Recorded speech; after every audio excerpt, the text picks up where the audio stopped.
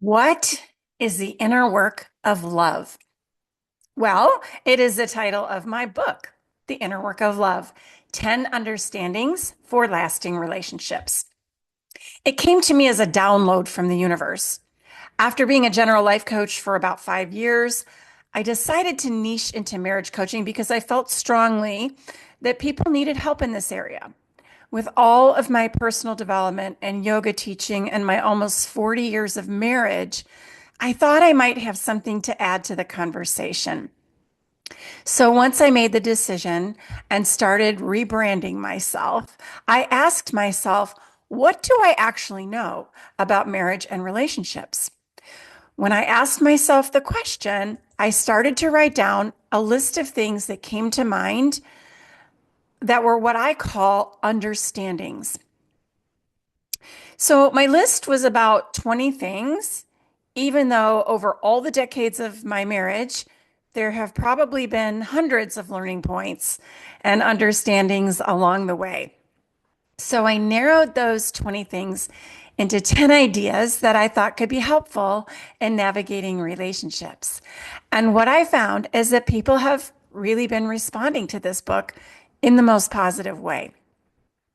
One understanding can change the trajectory of your relationship and your life. So I thought I would use this episode to give you the outline of the book with a few thoughts from each of the 10 chapters, and maybe it will spark a new idea that will enrich your marriage.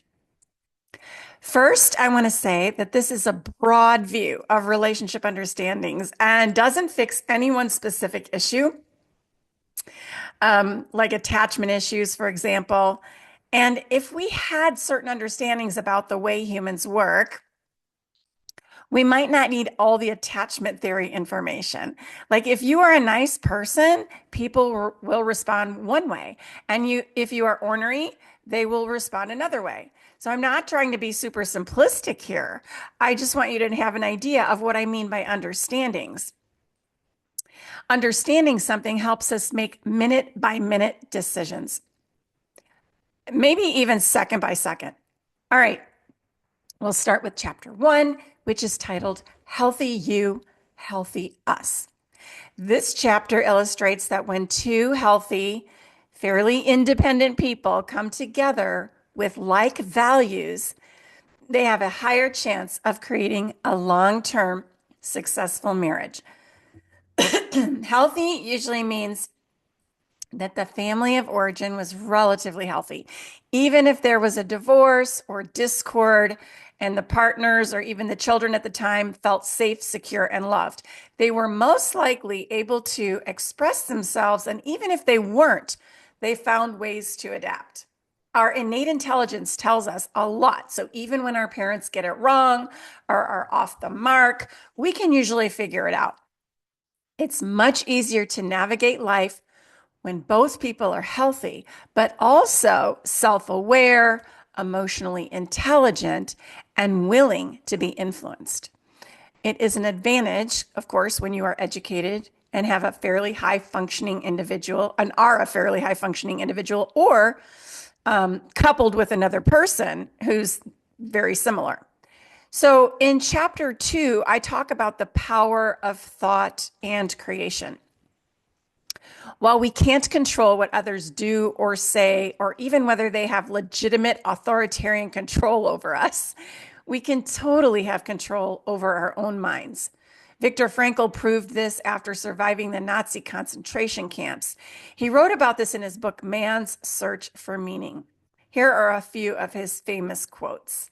Everything can be taken from a man but one thing, the last of the human freedoms, to choose one's attitude in any given circumstance, to choose one's own way. Here's another one. When we are no longer able to change a situation, we are challenged to change ourselves. And then here's the third one. Between stimulus and response, there is a space. In that space is our power to choose our response. This chapter illustrates that our thoughts have power, and we have the ability to witness those thoughts, take them to inquiry, and choose better thoughts. Sometimes that is hard to see on your own. So when someone tells you this or writes it in a book, you may start to see your own thought patterns and how they actually created your reality. We can literally create our partners and our relationships through our own thoughts.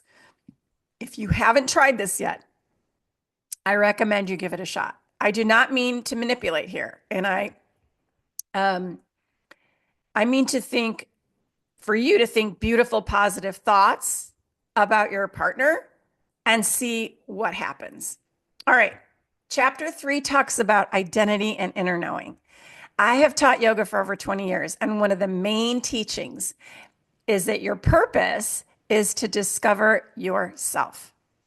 The highest form of expression you can experience is to work on discovering who you are in relation to the universe, in contrast to who you have been told you are by society or family or teachers or anyone else. So self-study is the key. Sure, we can and should accept God or the universe or source to be the overall reality and source of wisdom. But how do we fit into that? It is our job to find out. I actually resisted this for years. I thought I was supposed to do like whatever the Bible said. I now know that the Bible is a guide and part of the source of wisdom. And it does say that I am loved by God, but it doesn't address like my personality, my individual soul, and who I am at my core. So there's way more to the story that we can dig into. Chapter 4 addresses how environment shapes us. There is no doubt that our family of origin, culture, educational system, and society form us to a certain extent. And I would argue to a great extent. We need to understand this to allow us to come back to who we are at our core. Recognizing our environment gives us context, and yet it does not define us. So, chapter 5 is about emotional attachment and capacity. There are parts of us that need certain emotional support, and we don't always get that in a marital relationship, right? We have to dig a little to see how we are wired to respond in certain ways. As humans, we typically have the capacity to grow and change, but sometimes our window of tolerance is small, and we need to work on expanding our capacity to hold our emotions. This is often done through somatic work. And then there are ways that we sabotage love. This is in chapter 6. Good God, if we only knew how damaging our thoughts, words, and actions are in so many cases. Criticizing, blaming, emotionally withdrawing, holding grudges, keeping score, calling names, using profanity in our language, being controlling, withholding affection, over-functioning, caretaking. These are some of the ways in which we ruin an otherwise fun and wonderful relationship. In chapter 7, I talk about conscious relationship habits, a way in which we can change our narrative around all things relationship. I also talk about core habits of conscious couples, something that can really help you be resilient in the face of inevitable challenges. There is a deep longing to be seen and heard in our relationships, and I cover this in chapter 8. I talk about having emotional needs, understanding our needs, and expressing our needs. Chapter 9 is about staying grounded in the inner work. The inner work is about shutting the outside world out and focusing on your thoughts, your feelings, your wants and desires, your life story, and why you are here. It is about self-study and learning about yourself and loving yourself as God loves you. Many of us find that hard to do, but it truly makes a difference when you understand who you are. Living the practice of love is the title of chapter 10, and it reminds us that love is not a feeling or something we do, but someone we are. Being human is tough, but when you are anchored in love, true identity, purpose, and direction, you can really find your way in this world and be supremely happy. Each chapter offers reflection questions at the end, so it also acts as kind of a mini workbook. I'm really proud of this book for a few reasons. One is that I know it has helped readers already. I wrote it at the age of 67 and blew my family and friends away by getting it done. I never talked about writing a book. I just did it. I really didn't think it was something that I would ever create. But when you get a nudge from the universe, you really want to listen because you could change a life or a marriage, both of which I am very interested in doing. If you want to get a copy of The Inner Work of Love, it is available on Amazon. I also link to it on my website at lisanellercoaching.com. And if you want to be a leader in your marriage or your relationship and you don't know where to start, reach out on my website for a discovery call. This is where we have a conversation about where you are in your relationship and where you'd like to be. If there's a way we can fill in the gap and create the marriage of your dreams, we will figure it out together.